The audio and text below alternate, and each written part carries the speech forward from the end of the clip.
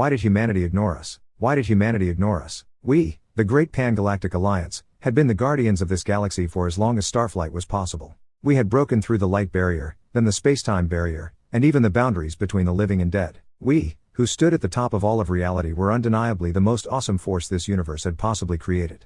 By the gods of creation, we were even the ones who reached out to the great devourers of the void to befriend them. So why is it that they ignored us? We had done everything as the progenitors had decreed. Initiate first contact after they reach quantum computing, offer them the lowest tier of FTL comms and travel, then send a few missionaries to preach the word of the ethereal gods. We contacted them, they accepted the FTL technology, then they let the missionaries come to Earth. It had seemed as though all was going to plan, until our missionaries came back saying there could be no converts. Not an issue, really. We had plenty of races that still believed in their own deities or chose a life of non-belief. What was concerning was that they gave us back the FTL technology, saying that they didn't want it. Never in my 43,000 years had I ever heard of such an outrageous event unfolding. Practically all species took our technology with joyous enthusiasm. Not the humans, it seemed. They spent about 4 months looking it over, or as our in-depth scans would tell, they had it sitting on a shelf for that entire time.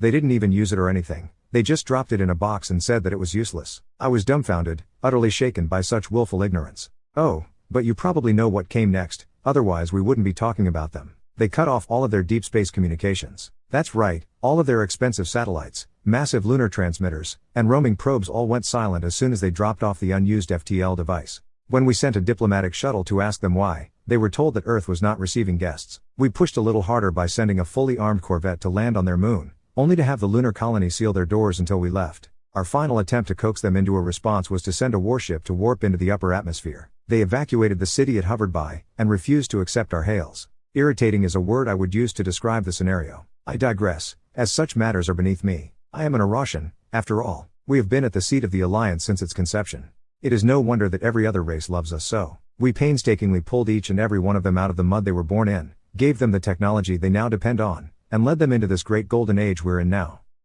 Things would be perfect if it weren't for those pesky humans. You know what? I think I will go there personally. I'll figure it out, even if I have to dress up like one of those oddly shaped tree dwellers. Oh, this will be thrilling. I think I understand now. I arrived on Earth 2 weeks ago. I'm not sure how time has passed so quickly. Perhaps due to the constant state of shock I've been in.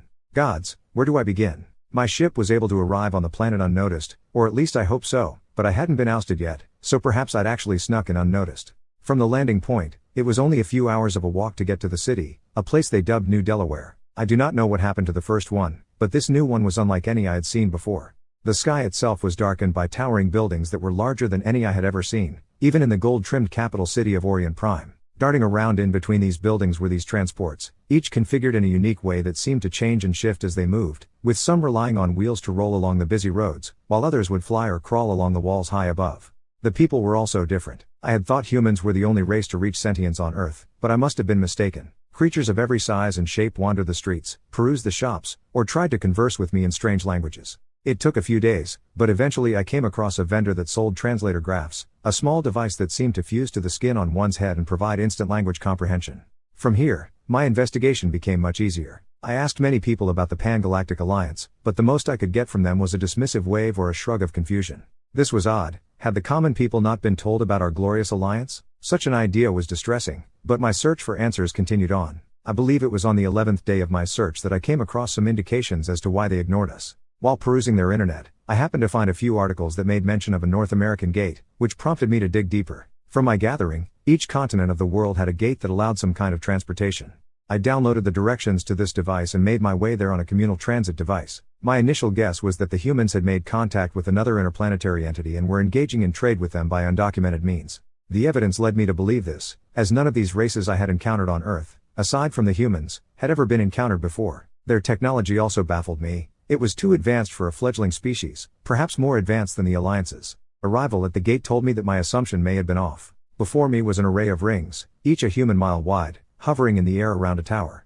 Each gate read something different: Earth Gamma 54, Earth Terranine 3, Earth this or Earth that. There were hundreds of them, slowly orbiting this tower of impossible height. Hovering vehicles passed through these rings at breakneck speeds, as well as more creatures that I had never seen that could fly without mechanical devices. My mind could not comprehend what I saw. My gawking at the gate must have drawn some attention. A handful of peacekeepers approached me while my attention was occupied, and before I could react I was caught in some kind of stasis field. Unable to move, I could only watch and listen as they took me into a black vehicle with no windows. Fear overtook me, and I must have blacked out. When I awoke, I realized that my place of being was that of a confined cell. Not a prisoner's cell, but more like a comfortable waiting room without any devices or datasheets. It was not long until a creature in an all-black suit entered the room and began asking me questions. I had no knowledge of this, but apparently the humans had issued a do not disturb request with the Alliance leaders, though it seemed that they had ignored it to spite the Earth people. I had technically violated laws that were similar to violating quarantine or perhaps more akin to illegal immigration, but since I was not aware of such laws I was to be shown leniency. My ship had been detected, but my disguise and frequent visiting to high population areas had made it difficult for them to track me, so it was by pure luck that I had even gotten close to their precious gates.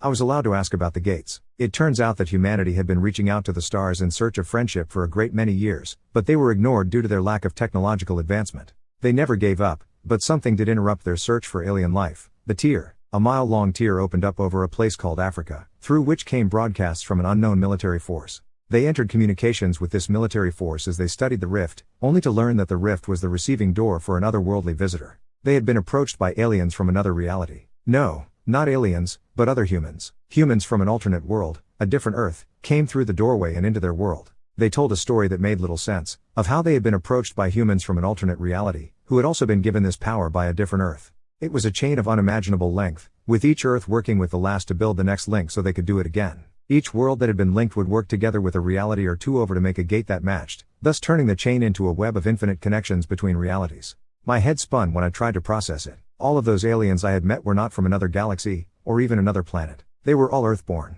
Whether they were human or not, they were all from the same home. I couldn't ignore the implications of this. The entire alliance could cover the galaxy, but the Earth alone was infinitely more powerful. Their population, resources, technology, even their diversity was all of unending scale. I resigned myself to my fate. Everything I had thought right had been made wrong. Every fantasy of being a higher being withered and faded. I had been humbled and broken. I told the being across from me that I was sorry, then bowed my head in shame. Again my assumptions were knocked flat. I was told that I was being sent home, and that my ship had been returned to me. They gave me a warm meal and a gift, a better room to sleep for the night, and a full fuel canister for my jump drive. They told me I was free to report on what I had seen, though no further incursions / would be tolerated. I left as soon as my drive finished spooling up. Here I sit in the captain's chair of my ship, my conceptions of common knowledge irreparably destroyed. My people had broken every barrier in our reality, but the humans had broken the barrier of reality. They had access to an infinite well of information and innovation. They wanted for nothing, and had a scarcity of none. When I wonder why did they ignore us? I can now know the answer in my heart. They ignored us, because they had so much better things to worry about than aliens.